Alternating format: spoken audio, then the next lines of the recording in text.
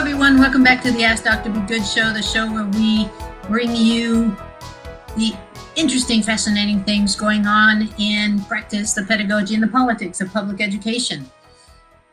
As always, I ask that you write your name in the comments when you come in, and then let me know your thoughts and your observations and questions that you have on the topic. Even if you listen later and you don't listen to us live, as you know, which is the beauty of the podcast, right? Then I'll get the notification that you wrote a question and we'll get the answer to you. So just think of this as an opportunity to get your questions answered around the topic, even if you can't listen to it live. Welcome to the wonderful world of 21st century technology and really having at your fingertips experts in this particular area. Now let's get started.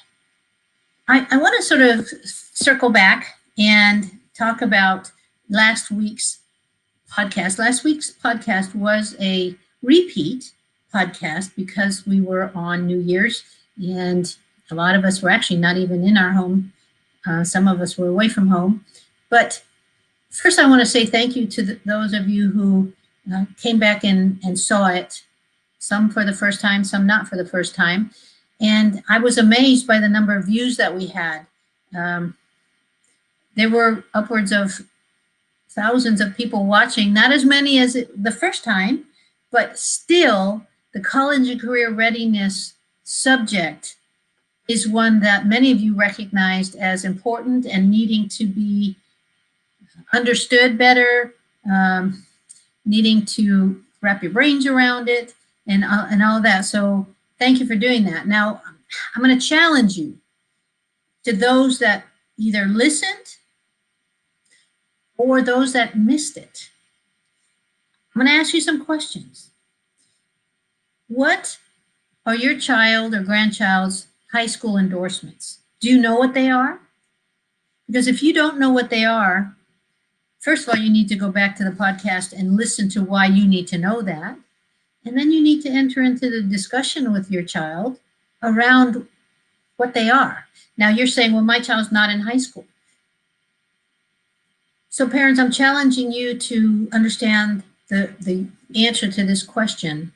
Why would you, as elementary or middle school parents, need to know what your child's future high school endorsement options are in the high school that he or she will be attending? Folks, there's a lot of reasons why, and I won't spend podcast time saying why here, but I'm going to challenge you to go back and listen to the podcast and understand why you need to know that as an elementary parent or grandparent, why you need to know that as a middle school parent or grandparent. And of course, as grandparents, you're going to have to walk that delicate line, right? But it's still important that you all know how to better prepare your child for what awaits them in high school. Because high school is now like really junior college. And if that surprises you, go back and listen to the podcast. And so let's see, what other questions do I have? Have you met with the counselor? Has the counselor asked to meet with you as at least middle school parents in late middle school, maybe late second semester, 7th graders or 8th grade parents? And if they haven't met with you yet around their high school future, maybe you need to reach out and let them know that you want that information. Maybe they need to understand that you are looking forward to that information and that is something that they need to bring to you. What can you do at any grade level to prepare for a college and career ready future for your children? Podcast last week. And what should you do if you don't know the answers to any of this and you still have questions after you watch last week's podcast? Reach out to me. If you still have questions and you have questions where before you want to go to the school, you want to have some foundation or you just want more clarity, let me know. I'm the Ask Dr. Be Good, right? So you can reach me at Dr. Be Good at AskDrBeGood.com. Just go to the Facebook page. There's a button there you can click to get my email. There's all sorts of ways. I have an app. Just so many ways that I can help you become a more savvy parent around your child's college and career readiness future. And then the week before that, 2 weeks before, we heard from the Cordova family, and they talked about the structure that they put into place around the holidays, which I hope help you to move towards doing that.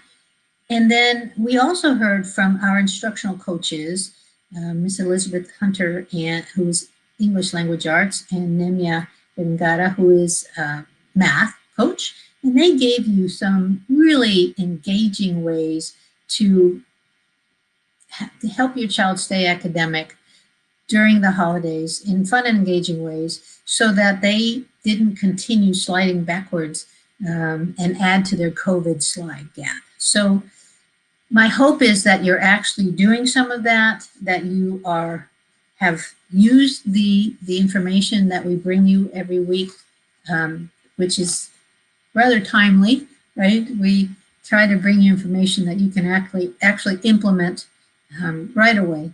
And I'd love to know any outcomes. Write in the comments if you actually tried any of those activities that the coaches talked about. I think there was origami, there was playing cards, there was reading out loud, all sorts of different activities that they suggested could be done to not only further your child's content and academic knowledge, but also be a family bonding experience, right? Because you are your child's primary teacher, and I know some of you wince when you say that now because that's become more true than what it used to be. It used to be almost a cliche before COVID. Now it's more of a reality, and so I know some of you have said you didn't sign up for this, but using it as a bonding experience probably is a really good way of turning all this into a very positive experience for you and your children. Now that you've started back to school, and there have been a variety of ways that kids have started back. I know some districts have gone back full force, usually on the Tuesday, right? This past Tuesday. Monday was mostly a teacher work day for most districts, and then Tuesday, most kids came back, many in still a virtual remote setting. They were, for example, I will share with you that we sent a survey out to parents the week before, and they shared with us their fear about coming back. And in fact, only about 15% of our district's kids are back because the COVID numbers in the counties that we have our schools in, especially one of our schools, is especially high. And so we do have many of the children of our essential workers in the community, and not only the kids of our staff, but fire, police, and health workers. And so many of you are still in a remote setting, and so I would say that you're still in an opportunity to have engaging activities outside of school, which can help add to the instructional knowledge of our kids. And my hope is that if you don't know what to do, you will at least reach out to your child's teacher, and especially in the areas where they seem to be low, whether it's math or science, reading, or social studies, and ask them for what you can do to help support the child's academic work, okay? We've got to ensure that our kids are not going to be left behind just because of this virus, okay? So I've mentioned that we've had kids being left behind, and I've mentioned the gap. But you know what's research is showing right now that we've been 9 months, this is really our 10th month of being in a COVID environment or in a pandemic situation. And so there's been enough time for the researchers to get out there and to analyze some test data, because many of our districts have been giving a map test or other type of assessments that are able to be used by researchers to analyze how big are these COVID gaps that had been predicted. Fortunately, what they're finding is that our gaps for our kids are not as bad as what had been predicted. Math is lower, but and reading is a little bit higher, but they're not as severe.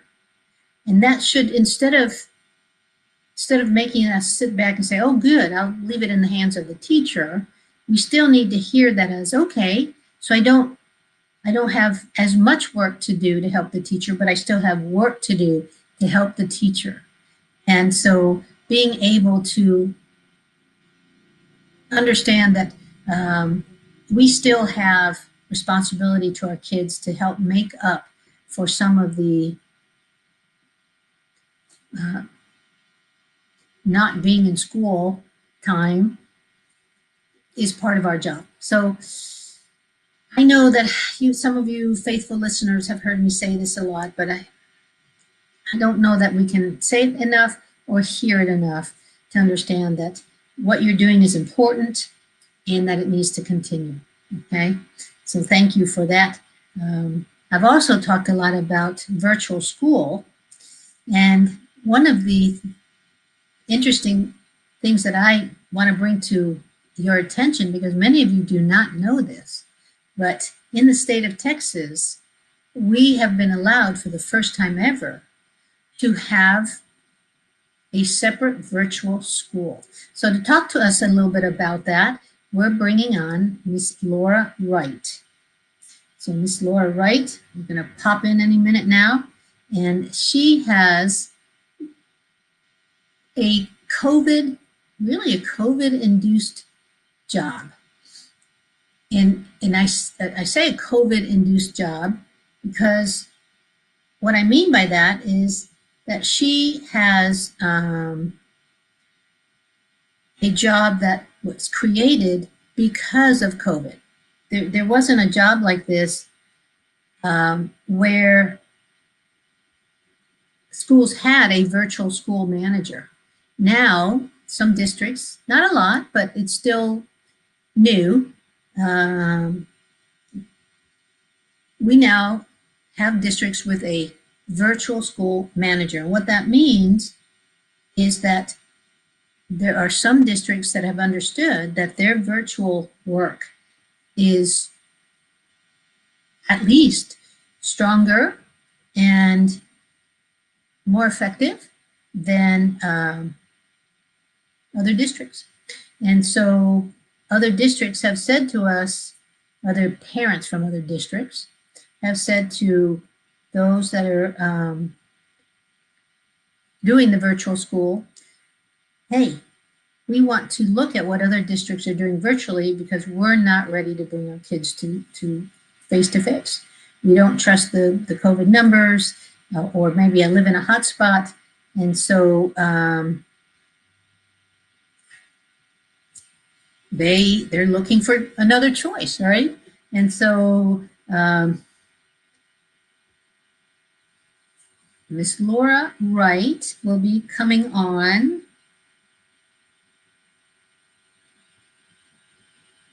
John, where's Laura? Ah, there she is. Hello, thanks for having me. All right, so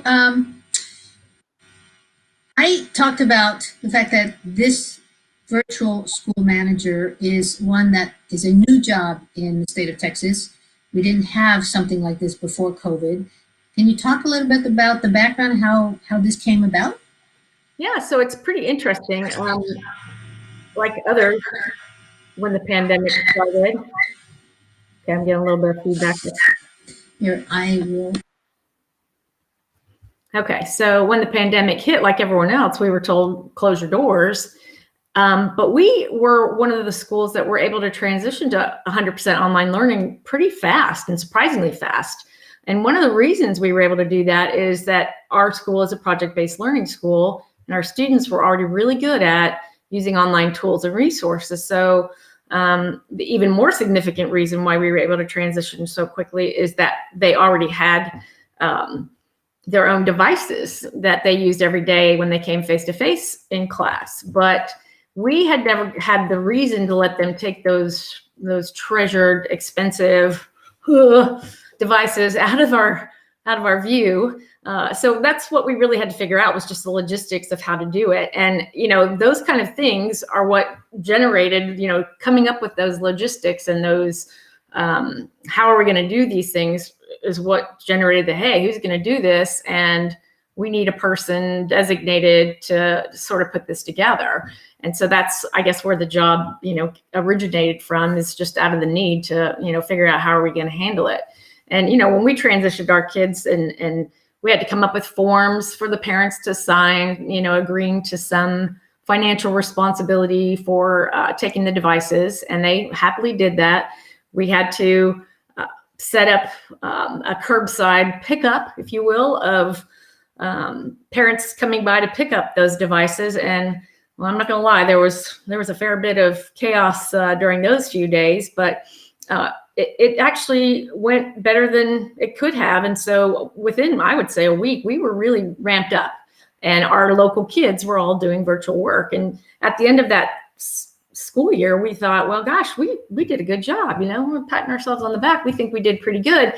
And the MAP scores, like you mentioned, kind of proved that. We did mapping in the fall, and our kids really didn't suffer that academic gap, or COVID slide, as you called it, with the transition to 100% online learning. Of course, there are issues, and there were ups and downs with how it worked and all that good stuff. But over the summer, the staff spent a lot of time figuring out, are we going to go back to school in August? Are we not? And so we had to figure out all the different methods of teaching that we could potentially have thrown at us. And, as a result, we basically got that online system set up. And, that involved putting together a really extensive plan for delivering virtual school that had to be submitted to the state for approval.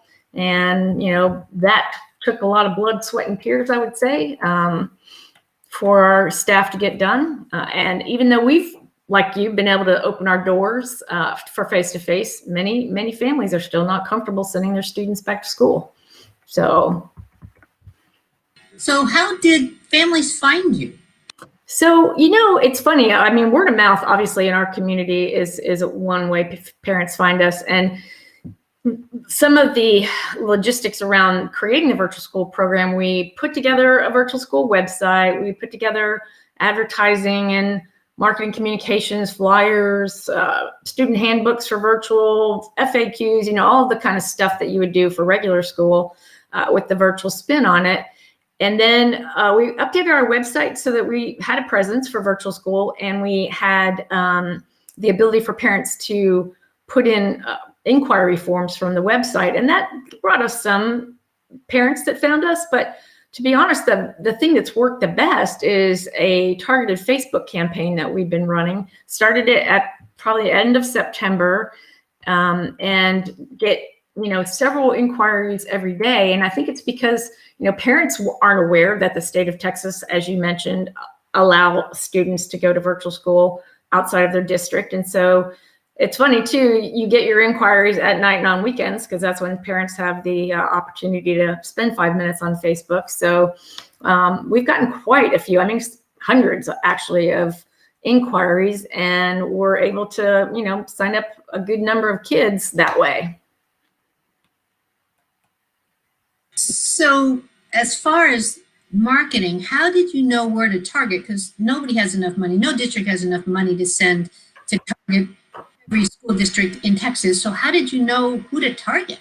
Well, so it's a little bit of a guess, but one way we were doing it is watching the newspapers and watching the news. And, a lot of school districts sort of demanded, for example, Trinity, Texas, demanded that all their kids return to face-to-face on a certain date.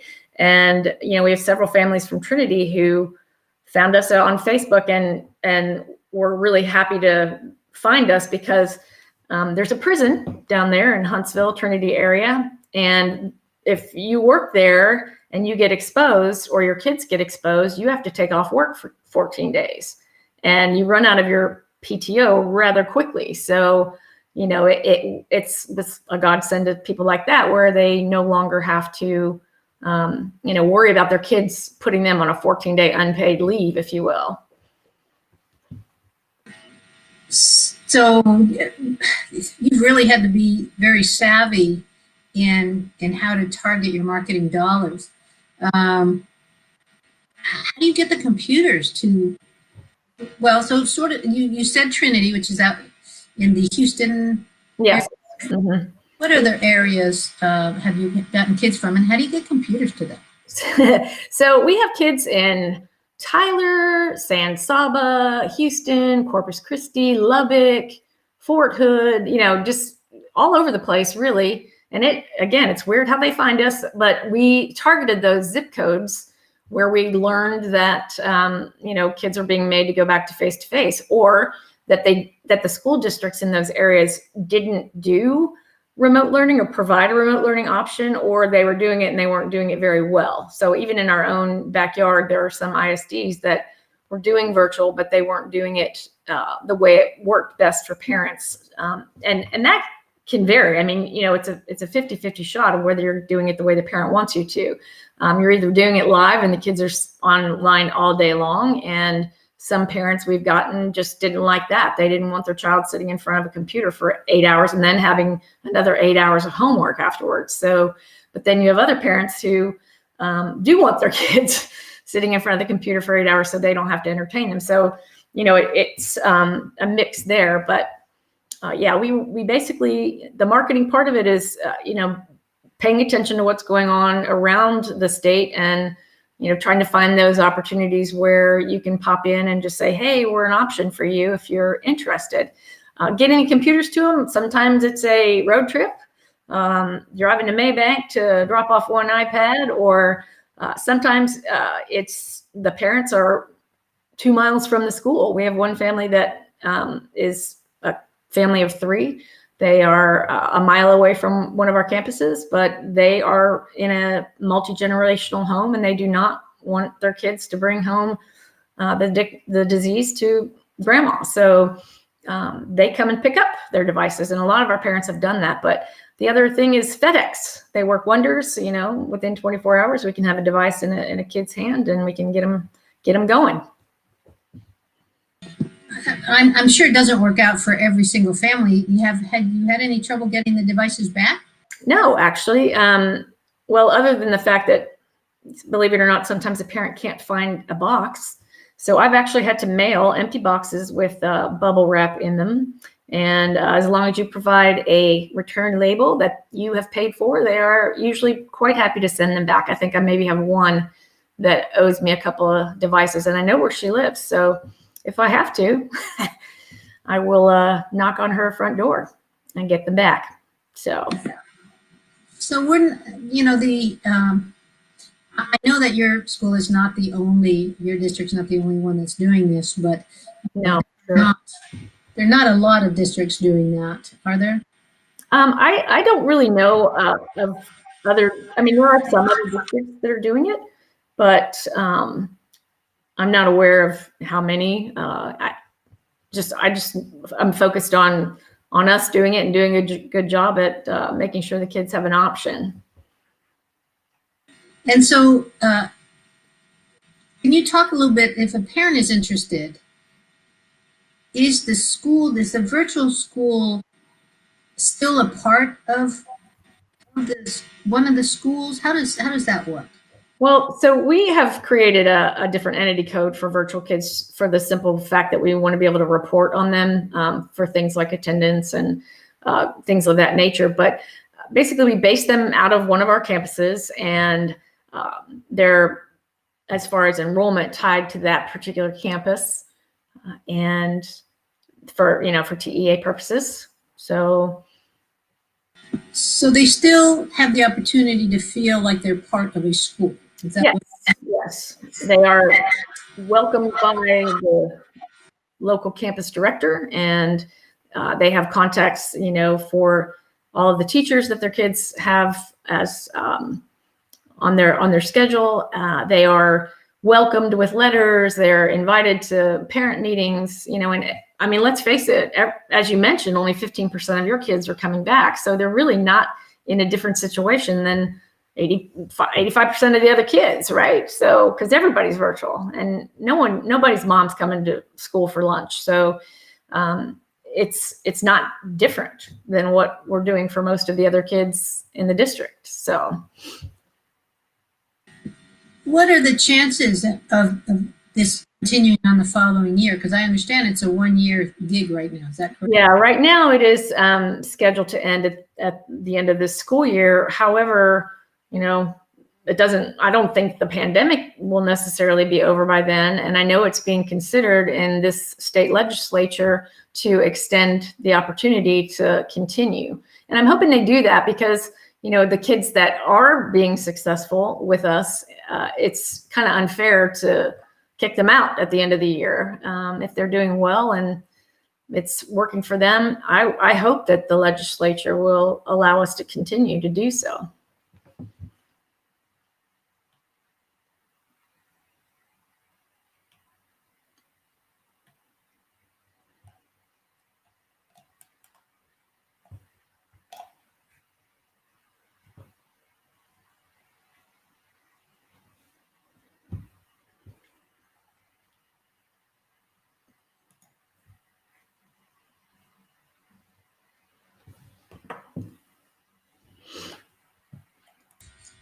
I would anticipate that we're going to have to advocate for that. A lot of states around the country are in legislative sessions this month of January.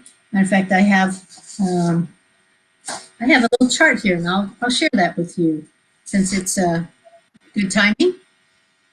What is this? The National Conference of State Legislators, the National Conference of State Legislators, NCSL, has the 2021 legislative session calendar, and you may be interested to know that, for example, the Texas legislative session starts next Tuesday, the 12th. Interestingly enough, I will read you the states who are all starting sometime next week. Either started this week, by the way, or started next week. Or start next week. Alaska, Arizona, Arkansas, California started December 7th. Colorado, Connecticut, Delaware, Florida doesn't start till March. Hawaii, Idaho, Illinois, Indiana, Iowa, Kansas, Kentucky, Louisiana's April. Maine started in December. Maryland, Massachusetts, Michigan, Minnesota, Mississippi, Missouri, Montana, Nebraska. New Hampshire, New Jersey, New Mexico, New York. Matter of fact, all the rest of them that follow all are, except for American Samoa to be decided, but everybody else is starting, either has started this week or start next week. And so, because we open the door to advocacy, I will encourage parents to, if you're a parent of a virtual school district, it's time to talk to your legislators. And I happen to know that another job that you have, Ms.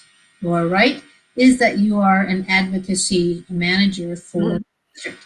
And so talk a little bit about what that means and what that looks like as far as how we can help our parents become stronger advocates for public education. So, I mean, obviously the best way for them is to know who their legislators are.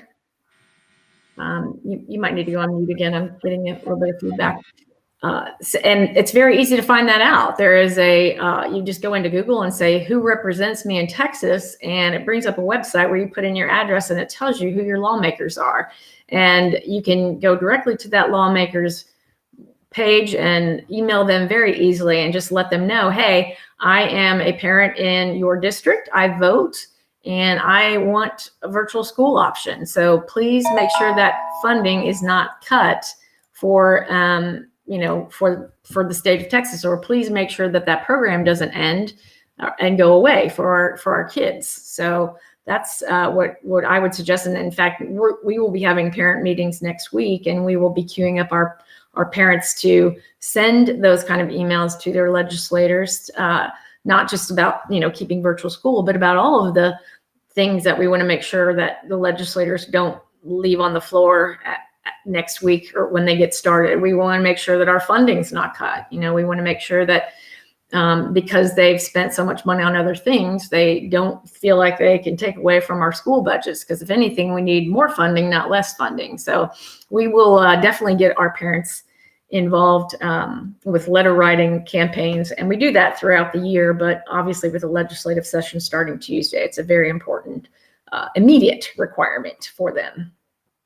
So as you were talking, I have gone many times to go look for my legislators, and this at least years ago when I didn't keep them memorized. Now some of them know my name, so that's how long I've been working that. But one of the things that new people have to be careful of and not be confused by is that when you go search for who represents you, you have to be careful that you're not looking at at your congressman versus your state legislators.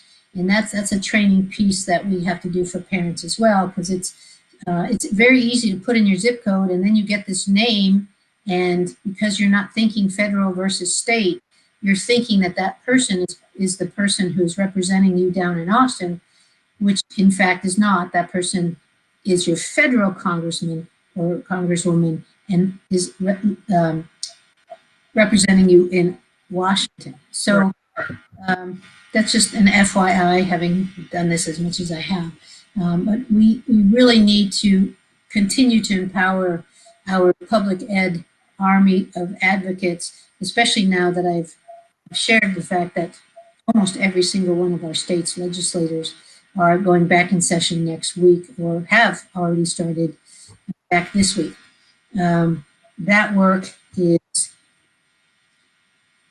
something that should be ongoing for parents and grandparents, by the way. Please.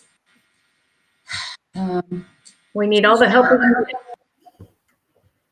Yes, you're all tax-paying citizens whose voices deserve to be heard. And if you have grandkids who live in a district where they have a virtual school choice, then helping add to the voice of your kids' parents, your own kids, or your in-law kids, it can only help. I want to remind everyone listening that your legislators should want to hear from you. I say should want to, they almost all do. Some of them they've been in too long, and so they don't respond back. They're not as open or friendly as they should be, and that's not okay. And that should be something that you bring to their attention, that you will be voting with your feet, so to speak, and your finger. And so if they cannot be counted on to hear you, then that's a voting issue for all of you. So becoming more politically savvy as a parent and as a grandparent, as educators, that's just needs to be added to our personal work that we must do to help keep public education strong. So thank you for letting me highlight that and bringing that to everyone's attention again. Again, and especially in lieu of the fact that we have our sessions for the most part starting next week. Is it too late to contact your legislators? No. No. Matter of fact, in some cases, it's just in time. So I know that I went through a writing, I don't know what you call it. I went ahead and sent emails to not only my own legislators that I'm a constituent of for where I live. I also went ahead and welcomed new legislators who were voted in recently, who are part of my school communities. And some of them answered back. And so now that sends me a message. The fact that I got a response from most of the people that I wrote to tells me that they right now are open to hearing from people who have an interest in their district. So, and you say, well, you weren't a constituent in every single one of those legislators. No, I wasn't, but here's what I was able to say to them. I was able to say, we have parents and employees, and in many cases, we are able to say how many educators, how many staff members, how many parents that we had that live in their district zip codes. And I was able to say that so that they understood that I may hold in my hand 500 possible votes, right? And so maybe they should at least pay attention to me and say thank you for having taken the time to write that. Now, you know, when they wrote me back, they weren't long emails, but 3 or 4 sentences was enough to make me happy and that I was heard. So now, some of you are going to say, I don't know what to say. If you don't know what to say, contact your school district and see if they have anybody who can help you write something that you feel comfortable with. If you don't feel that you don't have the words, but not doing anything, it won't help your child's cause, and it won't help further whatever thing that you want to continue to have happening or to change.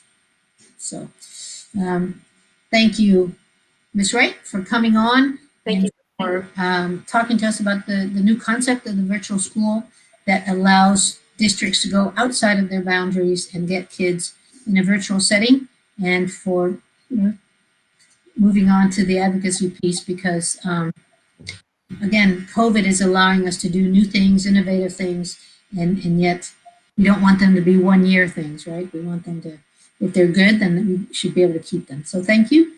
Thank you. We may check in on you later on to see how that virtual school is working later in the year. Sounds good. Thanks. Thanks for having me. Have a great day. All right. Though that was, to me, fascinating information about some of the positive things that have come out of COVID. Matter of fact, I don't know how many of you are on LinkedIn, but I did write a post about the many positive things that have come out of COVID. We have higher tech engagement on the part of kids, parents, and teachers. We have parents who are more engaged in kids' learning.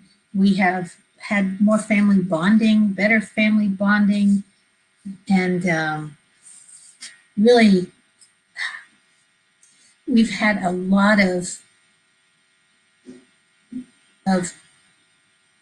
families learning to put in structures that they hadn't had to put in before. And they've also had to learn to maybe get comfortable with social emotional resources, self-care. Matter of fact, let me go on to, and I know that you say, oh gosh, you're always talking about that. Well, important things must always be talked about, right? Until they don't become important anymore. And so let me share on an article from UNICEF, and it's how to continue chatting with your children about living through this pandemic. Because, you know, here we are 10 months later, and now we're in the vaccine stage, but we're in the crazy early stages of vaccine stage where we have a lot of 14 million doses, but only 4 million had been given out last week because we don't have the infrastructure to give that many people shots. And so they're having to figure that out. And then we have worker types who think that they should be, and some of them rightly so, by the way, should be ahead of others getting the vaccine. For example, I know that many educators feel that they should have been one of the first, right behind health care workers, to get the vaccine, and yet we're still waiting for that to happen. And that vaccines aren't reaching everywhere that they need to go to reach the populations that need it. So there's all of that chaos around the vaccines. That's the early stages of that. In a year's time, we'll be looking back, just like we're looking back now, at the early remote learning time and saying, oh, well, you know, we did well to deploy our computers and deploy our food and so forth, but now we've got it to where it's streamlined, and we actually trust our families with our computers. We didn't trust them before, right? As many districts will tell you, nobody thought that we should send our precious computers home, and now we do it at the drop of a hat. And our parents and our families have shown us that they can be trusted. Very few of them have treated our computers so poorly that you know, they have to pay for them to get fixed. So what does expert adolescent psychologist, best-selling author, monthly New York Times columnist, and mother of two, Dr. Lisa D'Amour, say about how to create a sense of normalcy while continuing to navigate the COVID environment? So let's see what this expert says. Be calm and proactive. Parents should have a calm, proactive conversation with kids about the COVID-19 and the importance that children can play in keeping themselves healthy. Let them know it's possible for them that they could start feeling some symptoms. You know, everybody knows the symptoms now, right? Coughing, fever, loss of smell and taste. And so our kids might feel a little anxiety if they start coming down with one of those, or if their parent comes down with one of those, right? And so helping our kids understand that if a loved one in the family, if the child themselves comes down with some of the symptoms, that's a conversation. It's not time to panic. It's a conversation with the parent to say, hey, let's look at this. Let's look at your fever. Do you have fever? You may have some of the other things, but fever is a huge part of it. So if you don't have fever, chances are it's not COVID. And you're just having that conversation. Now, many districts now have school nurses that can give a COVID test. Many districts also have clinics that have been sent home. The information has been sent home to parents where they can get free COVID testing. And so that's in place to help you quickly get information to relieve that anxiety should somebody in the family start showing symptoms that resemble COVID or possibly might be COVID. And so being the calm and yet proactive parent is the role that you can play. And so let's see.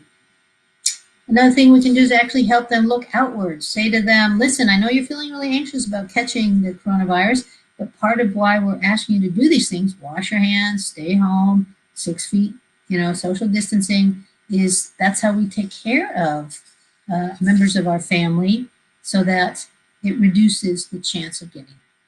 And how many of you feel like the flu is not such a big issue. I'm not hearing a lot of flu talk. Are you all? Put it in the comments if you're hearing flu talk. Stick to a routine. Now, you all have heard me talk a lot about routines, right? You heard me talk about structuring the school day at home such that there's time for working, there's time for device, there's time for exercise, and there's time for family chores. Remember, some of you have heard me say, research is out there. If you have your children work chores all the time as a normal routine of the family, they grow up to be stronger citizens because you've instilled in them a discipline. Okay, that's part of our job as parents, is to instill discipline in our children such that that carries on and it helps them be more disciplined adults. So don't be afraid to ask your kids to get into a routine of helping you take out the garbage and wash the dishes and cook dinner and budget for dinner and shop for dinner and all of that. Let your child feel their emotions. You know, a lot of times we want to shut them down, but that's not fair, right? And in the scope of an adolescent's life, the losses that they've had of not being able to go to school or to have school plays and concerts and to miss sports and not being able to have those activities that were part of their school year. That's, you know, they're very sad about that, and it's okay for them to be sad, and it's okay for us to let them be sad and to acknowledge them and to say, you are perfectly right to be sad about that. It is a huge loss, but let's see how we can turn and start looking at some things and say, what positive things have we gained from this, not only the negative things. And check in with them about what they're hearing, because there's a lot of misinformation out there that's circulating about the coronavirus and people getting it. And so find out what your child is hearing and whether it's true or not, right? I think that's many of you know I'm a huge proponent for having relevant, profound conversations with our kids, and this is a time for that, right? It's not enough just to give your child accurate facts, but you need to find out what they're thinking and directly address the misunderstandings so that they can combine this new information that you're bringing them with what they already were thinking. And so it gives them a chance to reflect and sort of try to get them back on the right track, right? Because that peer pressure that they're hearing from a bunch of kids that, let's say the coronavirus doesn't impact kids at all, and that it's perfectly safe for them to get together, and it's perfectly safe for them not to socially distance, and it's perfectly safe for them not to wear their mask. That's not right. That's not valid information. And so, but if a lot of their friends are saying that, then it's really hard for them to reject what a majority of their friends are saying and thinking, and then adapt what an adult is telling them, right? And so that's why it's so important for you guys to have established a talking relationship with your kids. Create welcome distractions. And so that's one of those things where, you know, yes, they're going to be sad, and yes, they wish things were different, but let's create a situation where it takes their minds off things. Let's go for family walks after dinner, where we talk about something interesting that was in the news, maybe the latest science thing that only happens once every 300 years, and you know, those are constantly popping up, right? And so if you're not already looking at the NASA channels and even weather channels, all of those can lend themselves to very interesting conversations with kids that lead to other more, you know, even more relevant, interesting conversations. So be privy of picking up information that you want to bring to your kids' attention, because you know that it will garner some good talk between your kids and you. And so one of the things that you can do to sort of get minds off things is taking turns making dinner. If there's let's say there's 6 of you in the family, so you make 2 teams and 3 teams, sorry, 3 teams of 2, and you guys take turns. Or if there's only 4 of you, then you take turns with each parent getting a child, or however the combination is, but that you take turns not only coming up the list for next week's dinners, but also what the shopping list is, and then carrying it out, maybe looking for coupons for that list of food. All of those things are distractions from the everyday pull of the negativity of the coronavirus environment, right? And the last thing is monitor your own behavior, folks. Parents are anxious also, right? Parents are anxious, and kids take emotional cues from their parents. And so you need to manage your anxiety and don't overshare your fears with them. That may mean containing emotions, which may be hard at times, especially if they're feeling those emotions pretty intensely. Many parents who are in single parent homes, there's a tendency for parents to share a lot because there's not another adult in the home. But this is one of those times where parents are really going to have to be a little self-disciplined and understand that as the parent in the home, that you have to tamper down that anxiety and, be the model of, and what was the verse one? Be calm and proactive, right? So these are good reminders. I hope that I'm bringing you reminders that they're said in different ways, and that you can immediately bring those into your family structure and your family practice. And so speaking of vaccine, we have an interesting survey here that just came out yesterday, and I wanted to really share it because it really caught my eye. And that is 60% of parents would allow their K-12 student to get the COVID vaccine. Ooh. So, in a survey by the National Parent Union, 60% of parents overall said that they would let their child receive a vaccine for COVID-19, while 25% said they would not, and 15% reported they are unsure. Parents with higher household incomes would be slightly more likely to allow the K-12 student to receive the vaccine, while 75% surveyed who are Democrats said that they would allow their child to be vaccinated, compared to 56% who are Republican.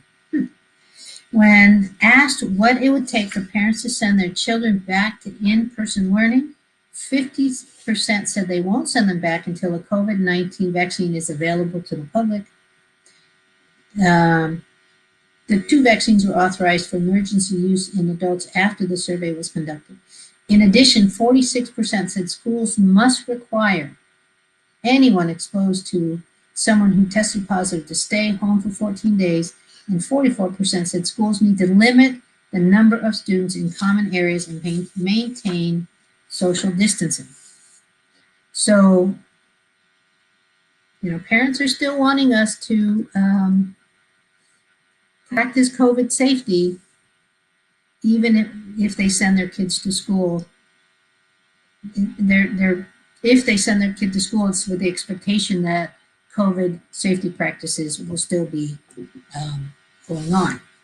As of January 2nd, more than 4.2 million Americans, mostly healthcare workers and elderly, had received their first dose, right? We talked about that earlier in the show, out of the 14 million doses that were available. But the question around who should be required to get the vaccine is under debate. And so the director of the School of Superintendent Association told this K2 Dive, the organization that conducted the survey, that he expects districts to mandate the COVID-19 district, but that the decision will likely be legally challenged in some areas. So that's interesting, because we already have some educators who are demanding the vaccine, and some educators saying they're not taking the vaccine. And so what is a district's legal expectation? I don't have to answer that now because we don't know what the district's legal expectations are around the vaccine and whether one can mandate it.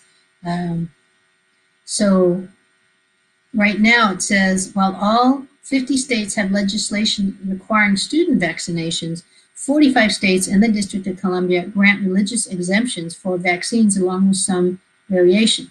15 states allow for exemptions based on moral or personal beliefs, and only Maine, New York, West Virginia, and California don't allow for religious, personal, or other non-medical exemptions. So, you know, the vaccine authorized for kids most likely won't be available during the 2021 school year, but when it's available, schools may be involved in the distribution. Historically, schools have played a significant role in vaccinating students during epidemics. With the pandemic, however, schools are up against logistical issues and lack of public trust. Plus, fewer than 40% of schools nationwide have a full-time nurse on staff. So, we have shared a lot of information today about staying really not only safe in this COVID, but when I say use the word safe, effective as parents, effective as educators who may be teaching from home. And again, when I say parents, I'm always including grandparents. And so making sure that you keep your cool during this pandemic time, that you use your common sense. There are some adults who are not wanting to do that. And what we need to remember is that it is up to us to do what's right for us and our family. And so socially distancing, wearing your mask, washing your hands, if that seems to be working for your family, and it probably is, because that is just smart safety practice for any type of virus, then please use your common sense and continue doing it. We can't let some stubborn individuals be the reason why we let our guard down. And again, I will go back to the fact that I don't know many people in the last few weeks that I've seen with the common cold or the flu. Please write in the chat if you have, because I frankly have not. And so I have to think that all of this hand washing, all this mask wearing, all this social distancing is paying off for most of us. As always, time is not our friend when it comes to this podcast. We run out of time before we run out of information. So thanks for being on today. I hope you left a little bit more educated in some of the good happenings in public education, and then some of the concerns also happening, right? And you're hearing about some of the politics, because certainly there are politics involved with the vaccine, who gets the vaccine, whether schools can close, how schools can close, how they reopen, all of that involves politics.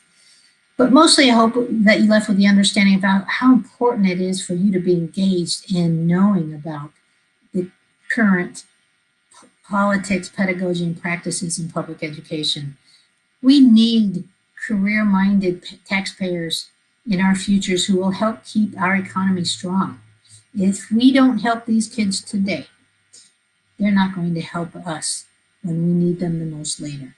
So join me in my advocacy work and becoming a pub ed advocate for your child, your grandkids, and we'll see you again next week.